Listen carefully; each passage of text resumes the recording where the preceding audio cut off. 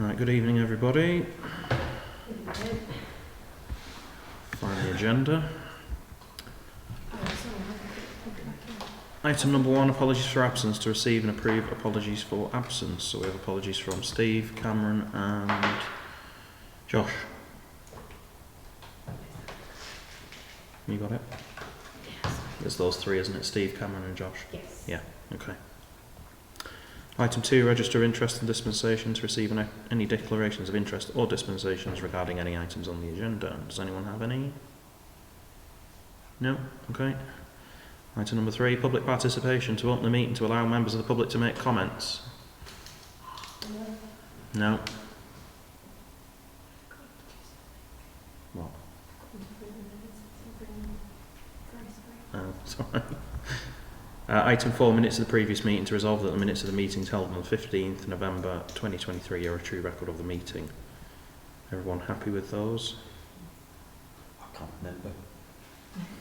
They were sent out with the agenda. Yeah.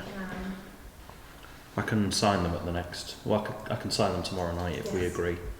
Do you want me to get them up for you guys? Yeah. Yeah, I did read them and there's no issues. Anyone want to propose them? Second? I wasn't there, so I'll second them. I couldn't. All those in favour? That's fine then. I'll sign those tomorrow night. Okay. Item number 5, the main event, allotments. To receive the allotment policies for the allotment working group and agree to recommend them to full council meeting for adoption.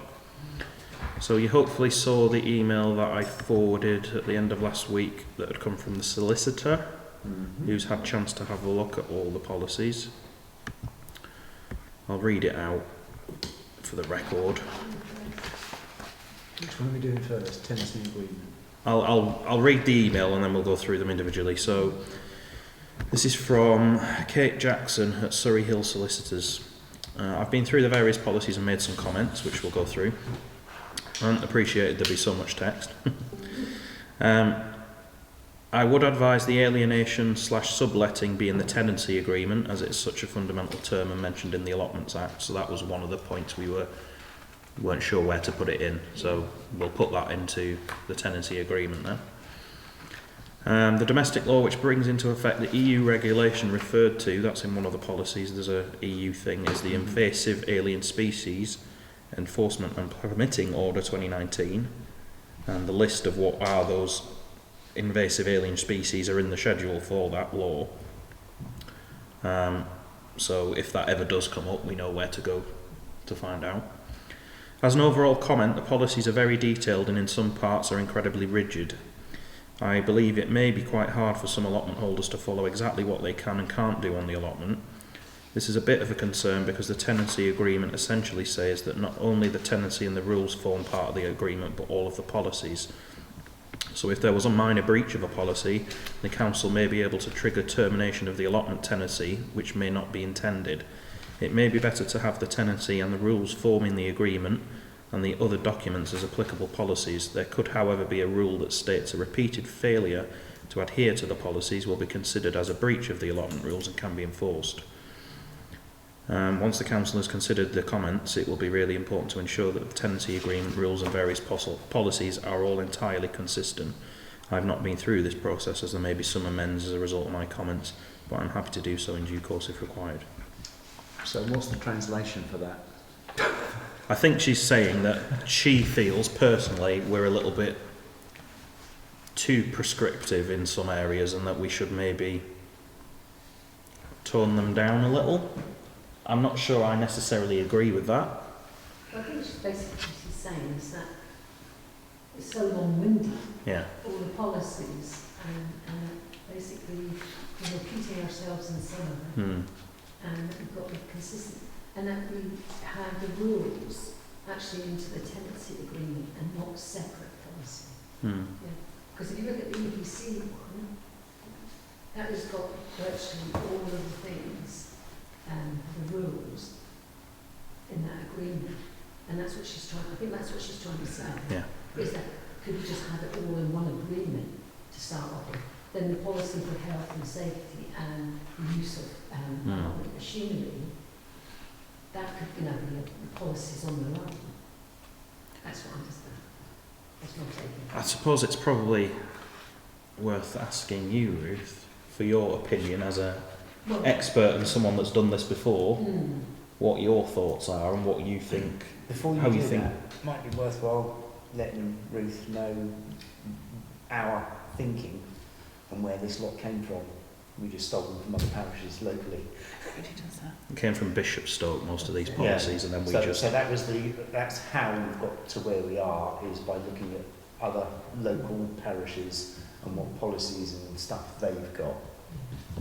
Bishopstoke is basically the size of the parish has got a similar amount of allotment sites and plots compared to Eastleigh. Eastleigh is the largest one in the whole of the borough, so that's why we, in a way, took it from Bishopstoke, because it was comparable in size. Yeah. Plots. So there's two things you would do: is your rental agreement, your lease, your tenancy agreement, is in good order. There's a few things that Kate's mentioned. There's a few points that she's made. I don't disagree with them. The rest of your allotment rules, you would normally issue those out annually with the tenancy agreement, not as part of it, but at the same time. But then they would go on your website under allotments. So there would be a document that's available to everybody all of the time, so they'd become published. Yeah. The same with the equipment policy, so you would send that out at the same time as you sent the lease, the tenancy agreement, but again you'd put that on the website.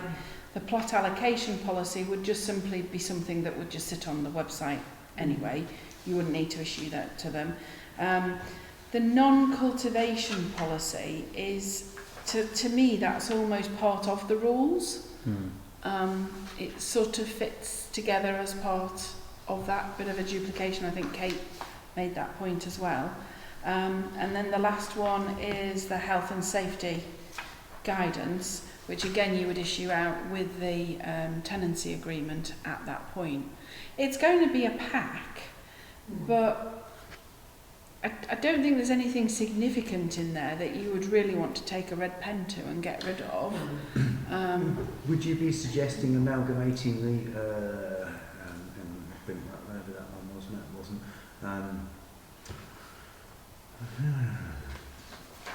The tenancy agreement along with the no, it wasn't allotment rules you said, was it? Non-cultivation. I'd put The non-cultivation along with the allotment rules. What, just put them in one document? Yeah, basically, just addend them so that they are one document, or you can send them as two documents at that point, it doesn't matter, but they do sit together as predominantly the same. If it was put in one document, would one just run straight after the other? In other words, it'd just be one document, but you'd staple, in effect, the two together, or actually rewrite both as one? I did try to do the cross-checking. You do actually talk about the level of cultivation in your rules, don't you, as to how much has to be cultivated? Is it inferred, or was that a comment from Kate?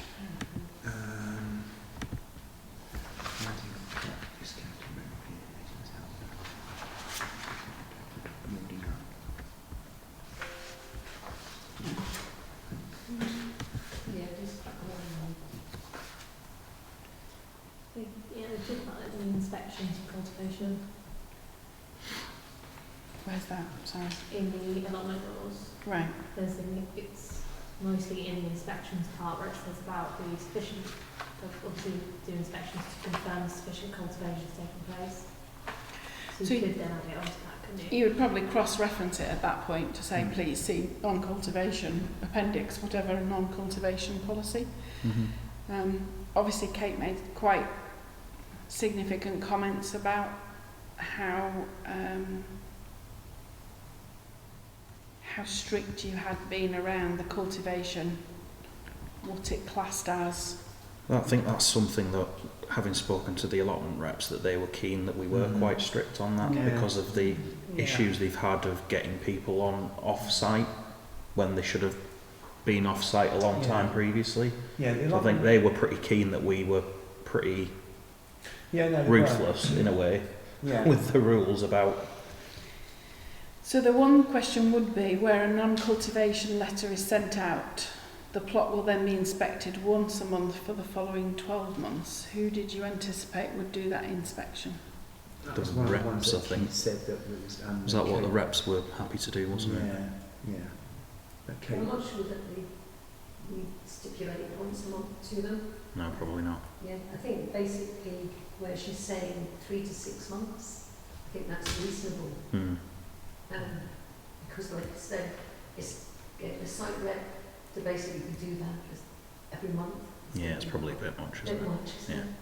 Yeah, as Yeah. Kate said, it was The other excessive. thing as well is that obviously when we spoke to EDC, they actually said that although the site reps are really good for a lot of things and looking into it and all that, obviously they do have their friends on Hmm. site. Of course. So there needs to be a point of Eastleigh Town Council who do an inspection of some Mm. sort. So it can't always go straight to the reps. I think. Yeah. So the way that we would usually have previously run that would be to monitor for the first 3 months. So you give them a notice to say you need to cultivate, you monitor for 3 months. And then if what you see is working for 3 months, you basically then visit again in the normal regime of the inspections, which were the ones in May and June and whenever. It's enough to let them know that you're watching, Yeah. to just look at I'm 3 happy months. with that. Yeah. If, You could have a nominal a follow-up then 3 months after yeah. for them. Yeah. I think the other thing EBC was saying as well is that they had in their policy that if so they'd inspect it for 3 months and then if they then made it back to being in not a good state, then they would have one more warning and then after that they would be terminated. Hmm. So we're saying then that it's inspected once a month from when the letter is sent, Mm-hmm. because they should then start doing something, and then 3 months after that. Yeah, so every month for 3 months, then give them a breather outside those that on the normal inspections you would then go back Yeah. 3 months after Yeah. that. Because obviously at some times of the year you're not going to see anything at all, although having said that, if you've got non-cultivation, It's in the growing. it's full of weeds and that, they can at least start clearing weeds and such like and clearing rubbish. Okay. Yeah, you have said a period of 15th of October to 15th of April. That's Yeah. It must be maintained in that, Yeah. except for that period, sorry. And then we do have something in there about if it happens a second time within 3 years, they'll be considered to be experiencing longer term difficulties, and then there's some options. Within 3 years. Yeah.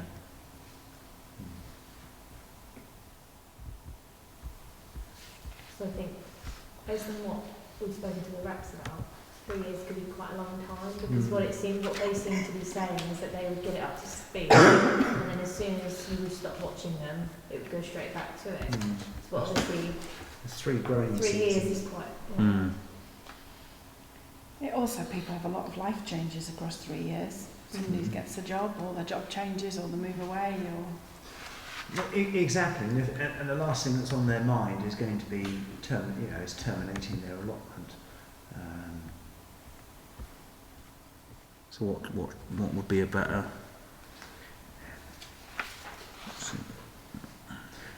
Let's try and say Within 1 year then. 18 months. Because then, if you're in the growing, if it starts now, because now is the growing season, so 1 year would take them until this time next year, whereas 18 months would take them past next year's growing season. Yeah. Yeah, so that would make sense, wouldn't it? 18 months instead of 3 years. Yeah, because Yeah. then if everything was okay now, you issued a letter now, and they got it all up together, and this growing season was good, but then they defaulted and went back to old ways, then you'd end up with it in rack and ruin now, and then it would become apparent in the following year's growing season. Yeah. That's what it tells me. Yeah, I'm happy to change that to 18 months then instead of 3 years. So we've taken the policy onto the allotment rules, just to follow on, or still keep it as a separate? Still keep it separate, but reference it in the rules because as per the non-cultivation policy, they Yeah. are linked. Okay. Then, yeah. Yeah, so keep it as each We'll Yeah. keep them document. separate, but So we'll then link them. Yeah. The tenancy will have refer to. Yeah. Yeah. Okay, well that makes life a bit easier. Should we? Are we still going through the cultivation and non-cultivation? Yeah. policy then? We'll look at that one. Were there any other comments? What about the first paragraph where Kate said this is relatively prescriptive? Well, it is. Well, but that's what That's what you do on an allotment. So Yeah.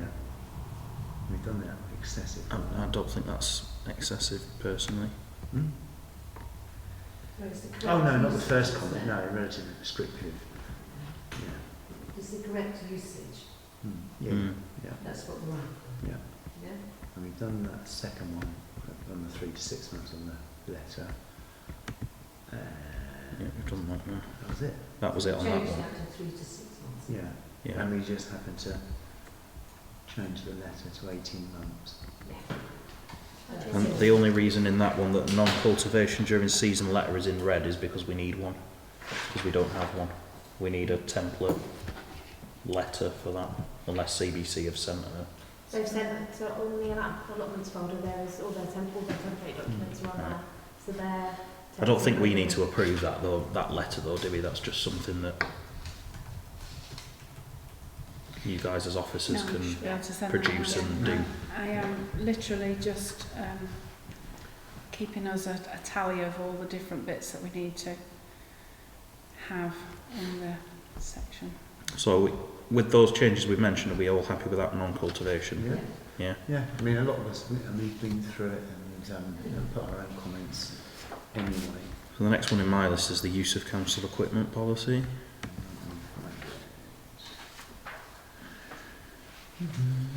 So Kate's put on it a couple of things to consider. Where is the equipment kept? Where is it returned to? Does it get signed out? What happens if a user misuses or breaks equipment? We got an answer to does it get signed out with the actual allotment reps, and the chances of that happening are about as much chance as the Pope coming in and look at Yeah. allotments. It's just not going to happen. As long as we've got this policy here that says that we are... Is that enough, in your opinion, Ruth? The fact that we've put the council do not accept any responsibility or liability for anyone who chooses to use its machinery without adequate equipment, training, and then we list what they should be wearing. From a legal point of view, are we covered with that, or do you think we need something else? There's certain things that you probably need to put in place. So I didn't see any evidence of sign-in, sign-out sheets by the tools. So you have to make those quite prominent. You have to put signage in the tool shed to reiterate the fact that you sign in, you sign out, you abide by the safety rules, you've signed the usage waiver, so that you are doing your best to ensure that everybody that is using them is doing so correctly. Obviously you can't force them to do it. Because the allotment rep said that when it comes to signing in and signing out, who's going to monitor it? Because I mean, they won't be there all the time, and then if allotment holders don't sign in and out, we'll never know. Actually, you find that the public are relatively obedient if you make it easy for them to do. So ours were always on the back of the shed door, basically. Have you signed out? Have you paid your parking type thing? Do you know what I mean? And if there's a pen attached to it and that stays there as much as it can, they're not legible, but sometimes they will just scribble plot 19. Sometimes. The other thing is, I suppose, if we put it down and they choose not to, then that's That's another true. reason why it would not be our... Our liability. Yeah. If it's made visible to them, it's really up to them if they sign. That's what we're asking them to do, don't we? So that's something we need to That's on the list. then. But Yeah. in terms of that policy then, Yeah. are we happy that covers Was there anything else from Kate? everything that we need it to? There were a few things on that policy. So Tasha and I spoke about the fact that we need to get some of the yellow unbreakable machine tags of do not use, so when they are broken they are disabled in effect. Because if we have had an email to notify that it's broken and we don't disable it and then somebody does use it, we are at that point liable. We can suppose leave them with the reps as well, and then because they'll be there, so if they see something's broken, then they can do it for us rather than us. Yeah, we don't have to be there to do it, we just need to provide the reps those. We need to make sure that we have a database, a clearly maintained database for all the waivers for the health and safety element at the bottom. It refers to the fact that if they want visors, we'll supply them.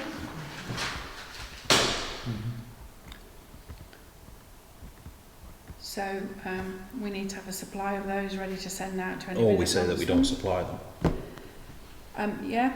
However, if they're using our equipment, like a strimmer, for instance, then we would, if it's our equipment, we would need to provide the safety, because technically, if you're using a strimmer, you should be using a visor anyway. Most people. But then are we not? Do we not have to provide everything that we've listed in that list? If we're providing a visor, why aren't we providing gloves, mittens, steel cap shoes? Okay. All right. Did this come across from the Eastleigh Borough Council? Bishopstoke, this one. The Bishopstoke, right? I think they do. That's where they got it from, isn't it? Well, it says on request a visor could be provided by the council for your use. You must provide all other items required for your protection. Okay, so we could order some visors and then that says that they've got to have something. If they want anything else, they can.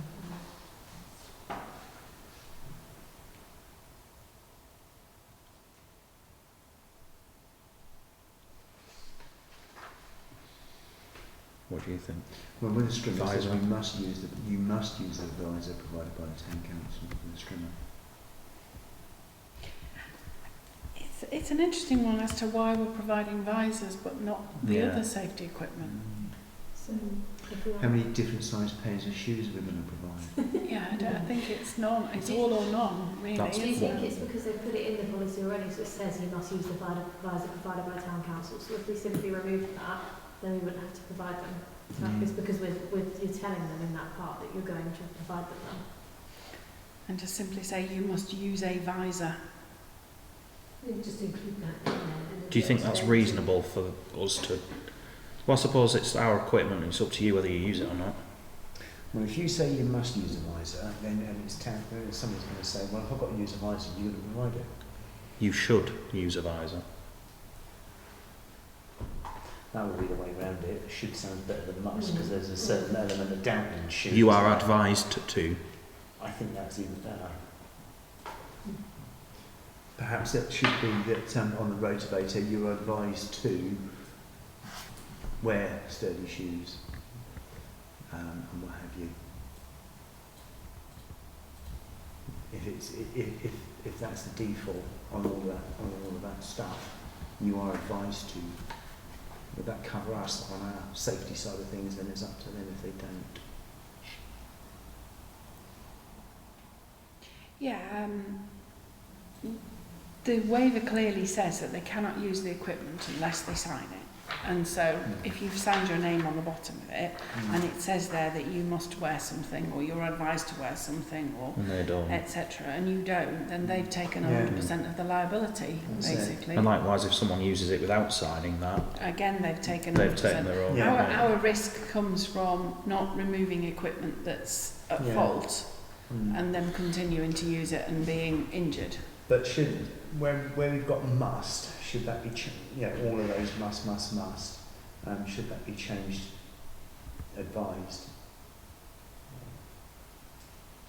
I would go with Kate's comments. The lawyer, she actually hasn't noted any of them. She's not changed any of the musts to advised to. So she obviously thought that they were acceptable to have on a policy. Okay. But just remove the bit about us providing a visor. About us Yeah. providing it, yeah. Okay. We all in agreement with that then? Yeah. So a couple of the other things she's mentioned, where is the equipment kept, where is it returned to? Well, they all know it's in the sheds. Do we really need to write that down? Oh no. You could put a line that says all council equipment needs to be returned to the designated area.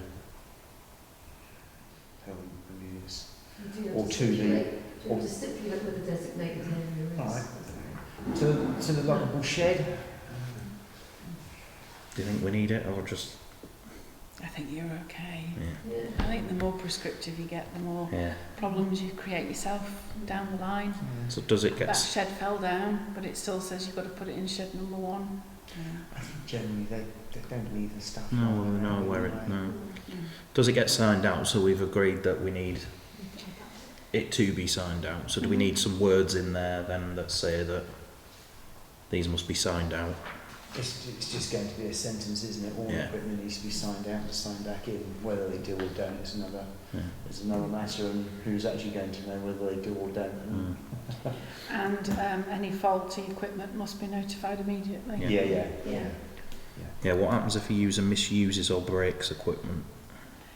Report to the council. Well, it breaks, and then how are you going to find out? I if suppose they she's misuse? saying if a user's broken it because they were reckless with it, if we don't have something written down, are we able to How would you get the costs off them? Well, How yeah, would you how would you prove prove it? it? How Yeah. do you prove it? Hmm. If you're not going Other than by a pattern. If John Smith breaks it every time he uses it, then maybe you take his Yeah. permission away from him. Yeah, you'd never be able to prove it. So we'll just leave that out as well then. Yeah. Yeah. But Right, just- we're happy with that one then. Yeah, sign in, sign out. Plot allocation. Did she make any comments? No. Did you have any, Ruth, on that one? Are we happy with that one? Yeah. Eileen, are you happy with that one? Yeah, stuff like that. Yeah. That was a short one. Non-cultivation we've done, haven't we? The big one, allotment rules, is my next one on the list. So, Kate has made, right, her first comment, what is the deposit actually for, how is it held? So what she's asking is, normally you would, on what basis would you return it? How is it held? Will it be held in a deposit holding account in the accounts, which we would do? Hmm. But on what basis would you give it back to somebody? Do we not mention that later on about getting your... I thought we did. Well, if they hand the tenancy back, then they get their deposit back, don't they? Yeah. I'm sure we mentioned it. Whether it's in there or in the tenancy agreement itself. Might be in the tenancy agreement. Oh, it is in tenancy agreement, the termination of no allotment. It actually states there.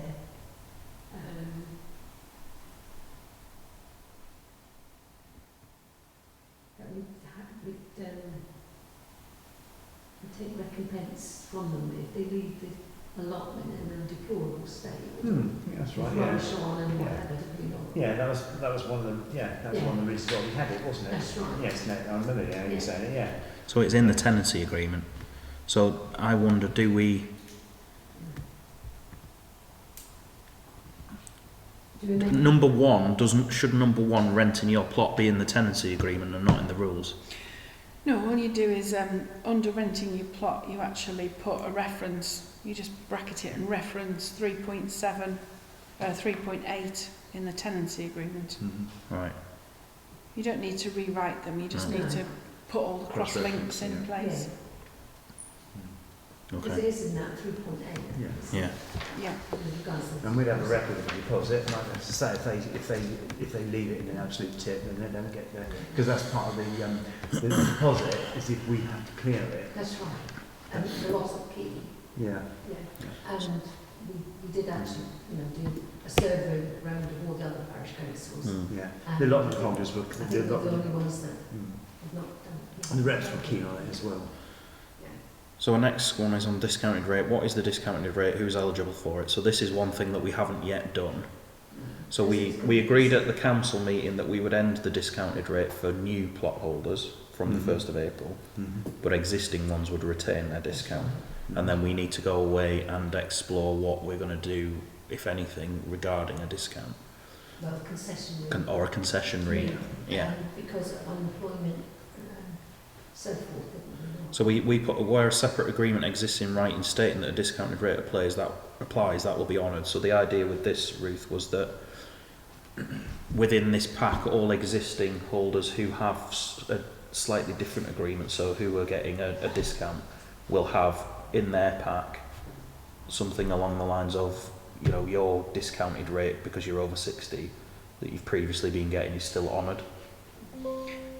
So we have that discount rate from EVC. We know who got it. That's marked quite clearly. So that's something that we were suggesting would go in each pack that goes out to people.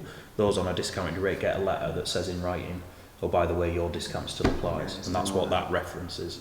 So we've only got one discount, have we not? Yeah. Yeah. Yeah. It's the over 60s half price, isn't it? Yeah. Which we Scrapped. stop. Yeah. It's gone. Yeah, for new people, yeah. Yeah. And we sort of agreed between us that, so in the working group, that sorting out the discounted rate for new people is not a real top priority at the moment, and that's something that once things are in, we'll then look at once, you know, we've got going. It might be that when we look at it and think about it, it might just be too complicated to actually do, because, for instance, I mean, it was mentioned about for people that were perhaps on benefits and what have you. But then again, when do you know if they come off benefits or if they're unemployed, when they're going to get a job? It's the evidence, isn't it, Paul? It's Yeah. actually getting the evidence, Yeah. basically saying. So I think it'll, if the working group sort of go back to it, I think it'll be too difficult and too onerous to actually maintain. But maybe we can have a look at it at a later stage Yeah. for any concessions. You know, Well, you would do that process in your budget setting every year under your charging schedule. So each area would be looking at the charges that they levy and whether or not they want to amend them. So that's an annual reviewed process as a normal thing. I've just spotted one thing as well, just above number 1. That's not, where's the rules? Here. There, we just need the list of additional documents putting in. I'll just put an extra in. So that's all these policies, I guess, that are in there. So we're happy with that bit that she's mentioned there. So rent review, when will the rent review take place? How much notice must be given prior to the increase being implemented? She's saying 6 months, isn't she? I think she's put somewhere else, hasn't she, that she thinks 6 months. I don't think that's realistic. Because we're not budgeting for the next year 6 months in advance, are It we? was Well- more notice, wasn't it? It was Yeah. 6 months notice. I think it's okay. You would normally just let it run with your annual schedule of charges. Mm. So every year you will set your budget based on your charging schedule, which I know at the moment is literally allotments, but when you have like 17 or 18 or 19 income streams, your charging schedule becomes quite large, especially if you do cemeteries, which fortunately I don't think we're ever going to have that joy. Well, don't hold your breath. Cemetery's got passed over to Chalmers Hall Parish Council. Bishopstoke has cemeteries, isn't I don't know. Okay. there? Yeah. So you would annually look at your charging schedule, you would resolve that in your budget resolution in January, and you would change it from the 1st of April each year, which fits nicely with your charging schedule. But that makes 6 months not realistic then, doesn't it? You wouldn't 'Cause want we to won't know. mid-year it. No. No, because we did decide we were going to do the new charges from. Yeah. Do we want to give?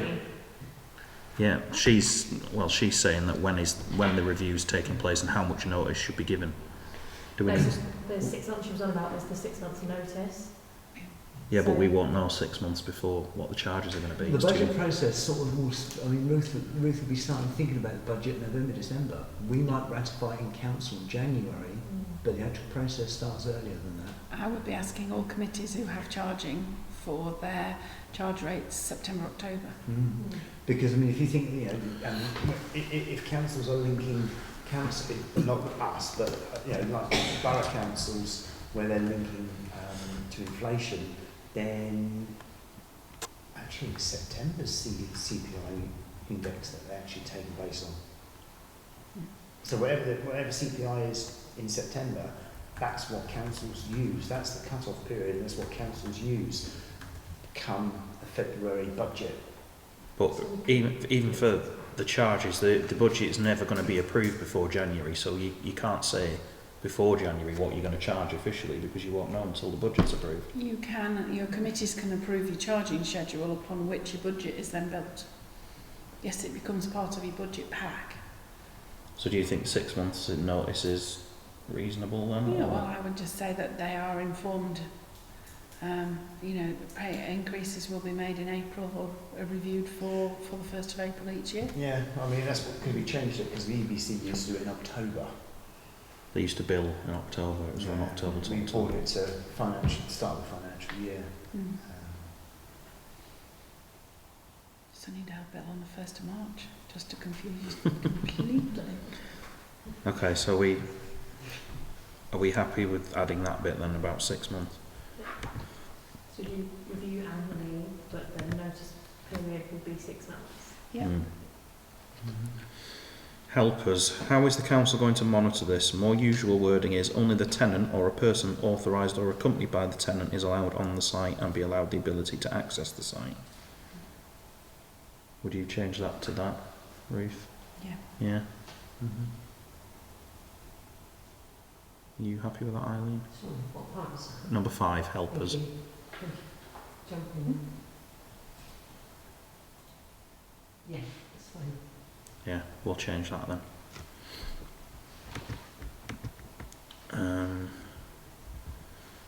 Change of address. What is a minor breach? Is this a breach which triggers a right to terminate / re-enter? Suggest removing the word minor. So yeah, just it's treated as a breach of the Yeah. agreement then. Yeah, Yeah. yeah, yeah. That sounds like quite that. Yeah. Easy one.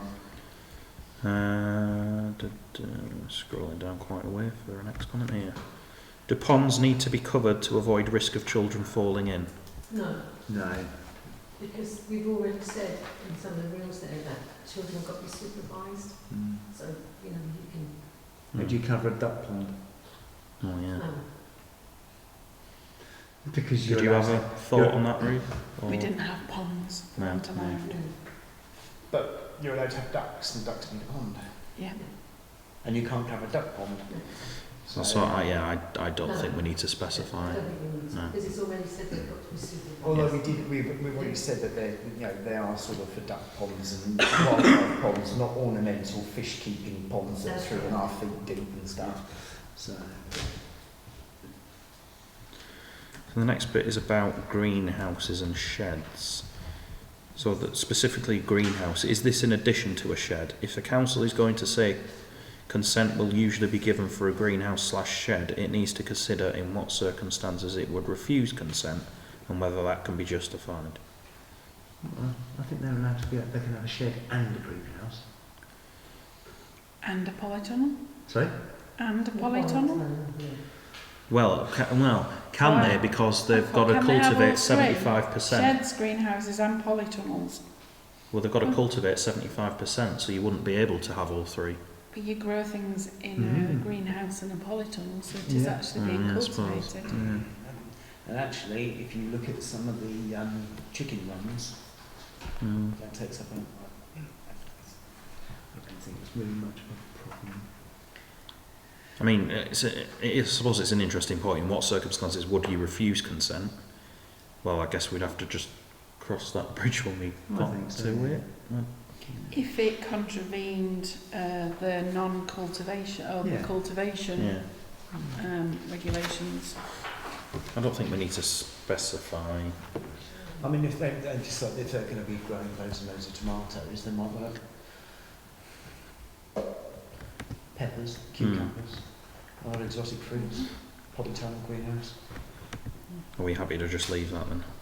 I think so. Yeah, she's put the same for polytunnels about usually receiving permission. So we'll Things just, with our climate and that, there are certain things that we could probably grow now that we wouldn't have been able to in the past. Put lemon trees in a polytunnel. Right, next bit is about vehicles. So it's where she's highlighted vehicles and trailers must not be left unattended and may be removed without notice by the council. I am not sure this works.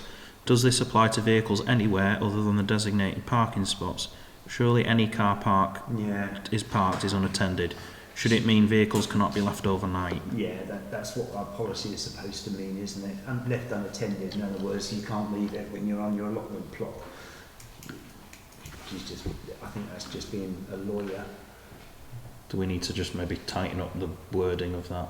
So do Because you- we know what it means. it basically was saying, if you're not on the site, you shouldn't have your car there. Yeah. Don't leave your car and then bugger off and do your shopping, I think is what it's getting Yeah. at. Yeah. I think most people understand unattended, really, Yeah. don't they? They know that means don't leave it behind. Yeah. Yeah. We're happy to just leave that. I take it the gates are closed anyway, Yeah. so there's no overnight camping or Well, the gates are only closed by allotment holders. the gates are closed mostly. But yeah. Um, it would be it's something we could monitor if people are using it. I mean, if you the reps haven't raised it as an issue, have they, in the No, they meetings we've had haven't, with no. them, so I don't think it's a No, problem, I don't personally. either. Can I ask about dogs? Yes. Very unusual to have a policy to allow dogs on an allotment. But I noticed from the EBC one that they say, it's actually written a little bit better. It says the tenant must not bring any dog into the allotment field of which the allotment forms part, or cause one to be brought in unless the dog is held on a leash. So if you were glancing at it, your impression is you cannot bring a dog. Ours is a little bit kinder. It says any dogs brought on site must remain on a lead. Which, do you prefer the EBC version? I prefer the negative beginning to it. Therefore, it doesn't make you believe that, yes, bring your dog, tie it down to something and let it bark for the rest of the afternoon. Should we change that bit then? Yeah? Yeah. Yeah, we'll change that bit then. Where's the bit? Right, illness and holiday. The whole section. I believe this is quite rigid. If a tenant were to have a serious accident or be taken seriously ill, they may not be able to comply with this clause. But then don't we have a section in Yeah. the We did. non-cultivation about illness, don't we? That Yeah. so that we've got that covered, I think. So that would just be reference So yeah, it's just referencing the non-cultivation. non-cultivation policy, because I'm sure Yeah. We had. we have got a section in that about. So yeah, Policy I don't think that's an exceptions. issue, is it? Yeah. I mean, if somebody's deciding that they're going to go on holiday for sort of 3 months during the summer and not cultivate, Yeah. then that's what that's sort of getting at. So, and the next bit is the 39 alienation in red, so that needs to go into the tenancy agreement. Yeah. What's that? No, right. But apart from that, they were her comments, and we'd sort of agreed as a working group all the other bits, hadn't we? And we were Yeah. fairly comfortable with it. Have we Everyone- got a tenancy agreement yet or not? No. The next one in my list is health and safety guidance. Oh, okay. Let's do that one, which I don't... Did she make a comment? No. Yeah. Yeah. I'd be cautious to allow allotment users to access the town council's first aid equipment Oh, as yeah. a right and suggest the wording stays as is. I agree. 'Cause See, your this was- glasses go out of date and your cream goes out of date. This was a thing that came up at the reps meeting, was should we be providing a first aid kit in every shed? If they're using our equipment, should we have first aid kits provided? This is all about on their own property. This isn't talking about in our buildings. Not all the sites have first aid kits at the moment, and some of them aren't accessible. So I wondered, from a health and safety point of view, should we, as a responsible public body, be providing or having a first aid kit available on site or not? I think so.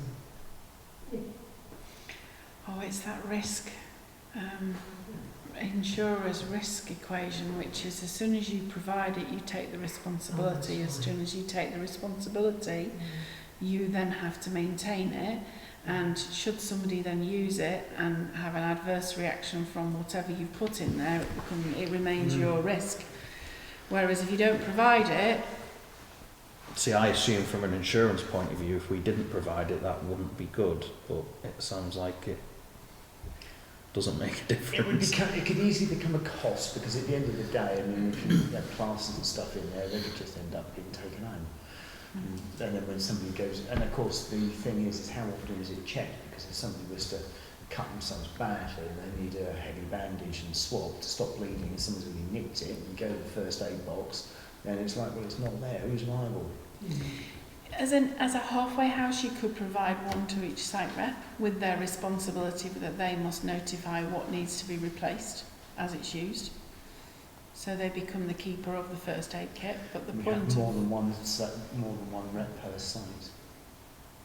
I think basically, if you were saying as a line, that the actual allotment holder should have provide their own first aid kit. And we don't have to. You don't have to. Yeah. Well, actually, Kate said you councils, but we haven't actually said that. This number nine. Yeah, we that's not what that's saying anyway, so I don't know why she's made that comment Yeah. there. it's because you had comments above it. Maybe add that a first aid kit is Oh, available yeah, in yeah, case of it's- war, yeah, she's and then if responding to so, my we need comments, to make yeah. sure. So she was responding to the comments above and saying, no, leave as you are. Right, well, let's leave as we are then, that's Yeah. the advice. Right, okay, yeah, okay. But we're happy with everything else in that document. So then the tenancy agreement's the last one. So the only comment she's made is the use of the council machinery. She said, I think the first line needs strengthening given we believe the rules are lax at the moment. You will need to ensure you sign. You must also be trained. Which one's this? I haven't got that on the 11. Use of council machinery. Is Comment this on the down. tenancy agreement? I haven't got that. That's one. not the Oh, is that tenancy somebody agreement, else? is it? No, I'm on the... Oh, that was me. I said Oh, that. that's the you health said and that. safety Sorry, guy, that's sorry. you commenting. I Sorry. think the first line, yeah. I did tick that to say yes, I thought it needed to be stronger. So.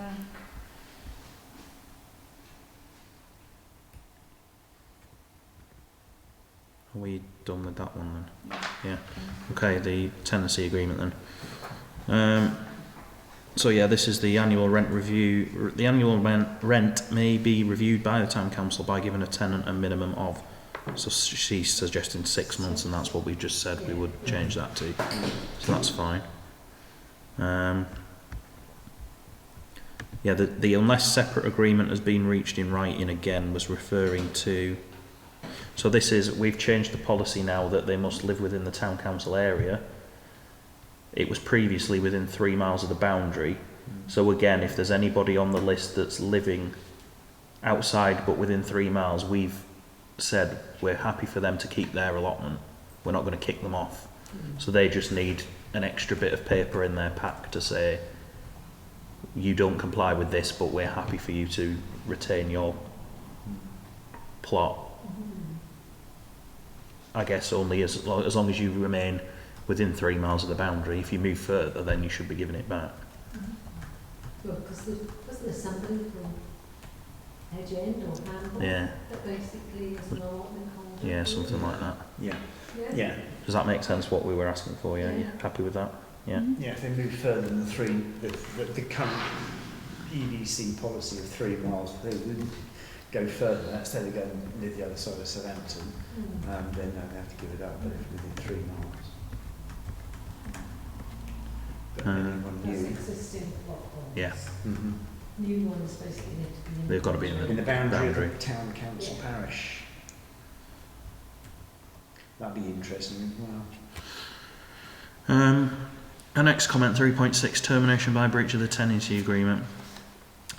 So we've got a breach of any of the rules, agreements, policies and procedures. She's put that maybe too broad. The council has set out a lot of policies. Does it really intend a breach of any of these policies to trigger a right to terminate?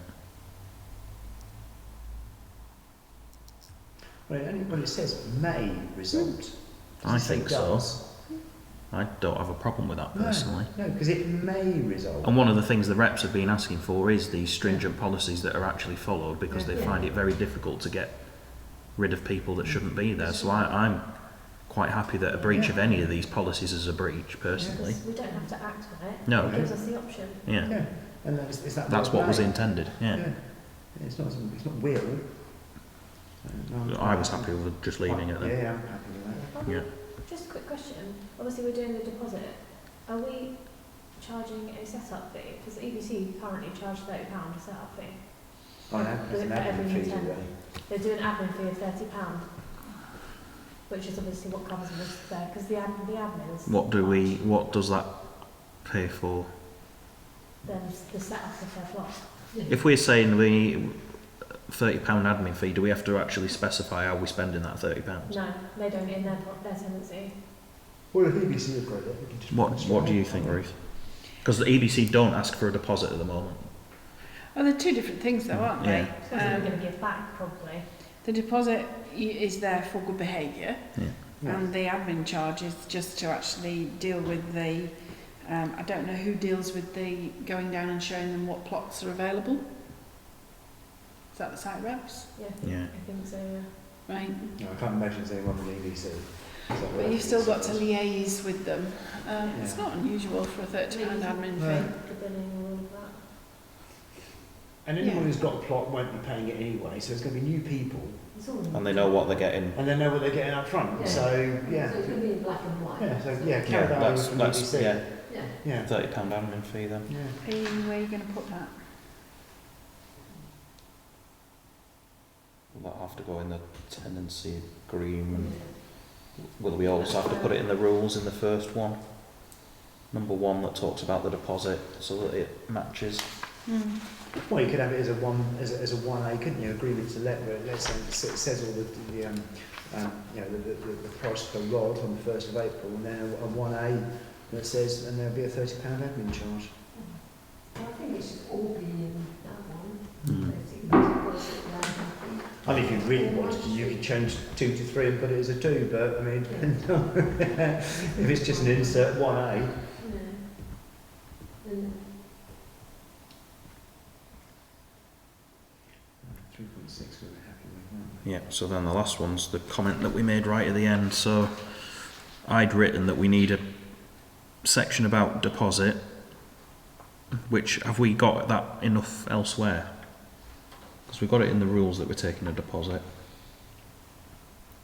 again, I think it should be in a tenancy agreement, Mm. because you're putting there all the Yeah. costing of that agreement. So it needs to be in the first bit about the Yeah. Yeah, agreement, 'cause that's doesn't where it? they sign on the dotted line, That's isn't right. it? Mm. So under that first section of agreement to let, where it talks about the £12.50 per rod, I think we need a bit in there about the admin fee and a bit Yeah. about the deposit. Deposit. I think it has to all be in So that We covers said that. what the deposit was going to be. A year's rent, didn't we? Year's rent. Yeah. What happened? And then we'd also mention what happens if unable to hand back a key. And No do one's we? got keys anymore, have they? So that's No, all. they're all padlocked, so it's not an issue. It's all blocks. So yeah, that red comments at the end can come out now because we've done what we need to do. Yeah. So are we happy with all those? Yeah. Do we think we've got some policies that we're happy to recommend Yeah, I think based so, on all 'cause those we've- comments that We've we've had made? quite a bit of work done to them. There's Yeah. a lot Yeah. of, we've had a good we've all added our comments. We've had a working group, Yeah. and we've had a sit round the table as well. And they were open to all council as well to have a look at, so Yeah. they've all had Yeah. sight of them already. I mean, you can make as many policies as you want with that, but until you actually start running with Yeah. it, you're not necessarily going to know if you've got a gap or if something is too onerous. You can always review your policies. Yeah. So based on all those changes and comments we've discussed tonight, is there a proposer or has anyone got a I'm happy to propose. that we recommend these policies to full Yeah. council? Yep. Eileen will second. All those in favour? So my only question is, obviously we're meeting tomorrow night. Yeah, we need to get this right. Are we going to have time to get these, or are we going to have to? Well, you can just go through, if you're not going to have a chance to rewrite the policy, well, I wouldn't expect you to be able to rewrite the policies for tomorrow, but I mean, at the end of the day, we've got these, the amendments, they can be just put down as amendments. Yeah. Yeah, my only question would be actually making the amends that we've jotted down and putting the references across is not a big issue. It's allowing the councillors time to read them So it's almost a list of what was proposed. So this is what they've seen are these working documents. There's a set of clean final documents which Tash and I I'll put together, and we're meeting at 5:30 tomorrow, aren't we? So we might get the first 15 minutes just to check what I've put in against what you've noted down. And then obviously a list of what was being amended based on our notes. And if you go through that and say those are the final documents, I think councillors will have enough time to make a reasonable decision. Yeah, should do. I mean, you know, the amount of times that we end up with amendments, you know, in committees and such like. I mean, we were supposed to meet last week, weren't we? So they would have had time had we met last week and it didn't have to be cancelled. So it's just one of those things that that happens. I think that, I mean, to be honest with you, I don't think I was going to really complain too much, because it's not as if we're springing this out of the blue. No, they've all had the ones that we've just changed. We haven't made large amendments. No, then it's just a tidying up exercise in reality. And that the nuts and bolts of them are still the same. And that, so. Okay, that's item 5 done then. So item 6 is the date of the next meeting. To agree, the date of the next meeting is the 28th of March 2024. And just to clarify, I put that one in as a just in case 3 days before, if we've suddenly realised, oh goodness, there's something we've forgotten and we're taking over in 3 days and we might need to agree something. So that meeting may not need to happen if we get to that stage and realise, no, we're okay. I just put it in there as a just in case there's a last minute, oh no, we forgot about whatever. Can I just ask a question in regards to utilities, the water and electricity? Are we taking readings? Are we asking the site reps to take readings of the water and the electricity? I believe they're the ones that do them currently. Yeah. So yes, I'll add it on the... That's what we need to get on the 1st of April, isn't it? A reading. We'll have to go down, we'll have to get them. We'll have to get readings on the 1st of April. Yeah, we'll know exactly what we're doing. So we know when we've taken over, this is what the reading is. Because I know there are still some issues with them thinking that EBC owe a load of money that they don't because they've paid it, and I don't know. Anyway, that's the meeting ended. Thank you.